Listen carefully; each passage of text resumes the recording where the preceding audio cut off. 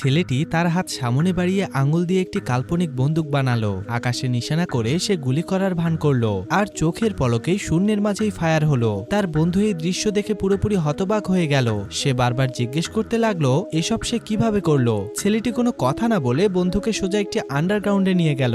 সেখানে গিয়ে সে শুধু নিজের দু হাত হালকা করে নাড়ালো, আর সাথে সাথেই কয়েক হাজার কেজি ওজনের ভারী গাড়িগুলো মাটি ছেড়ে শূন্যে ভাসতে শুরু করলো। এরপর সে আঙ্গুল দিয়ে নিজের মোবাইলের স্ক্রিন স্পর্শ করলো, আর 1 সেকেন্ডের মধ্যেই তার ব্যাংক অ্যাকাউন্টে $10 মিলিয়ন জমা হয়ে গেল। সে সাথে সাথে ব্যাংকে গিয়ে সব টাকা তুলে এনে তার বন্ধুর হাতে ধরিয়ে দিল।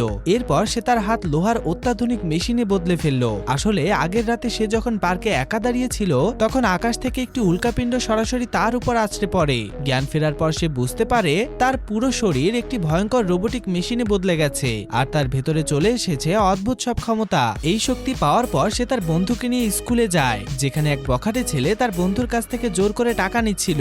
সে গিয়ে বখাটের হাত ঝটকা দিয়ে সরিয়ে দেয়। বখাটে ছেলেটি রেগে তার কলার চেপে ধরে, কিন্তু সে হালকাভাবে একটু শক্তি প্রয়োগ করে, আর তাতেই বখাটে ছেলেটির হাত মোচড়ে যায়। ব্যথা সহ্য করেও বখাটে ছেলেটি তাকে হুমকি দিতে থাকে। সে আঙুল তুলে তাকে নিশানা করতেই যাবে, ঠিক তখনই তার বন্ধু এসে তার হাত নামিয়ে দেয়। এরপর সে যখন তার মায়ের সাথে রাস্তা দিয়ে হাঁটছিল তখন হঠাৎ একদল স্যুট পরা মাফিয়া তাদের চারপাশ থেকে ঘিরে ধরে। সে পালানোর চেষ্টা করে, কিন্তু সব রাস্তা বন্ধ ছিল।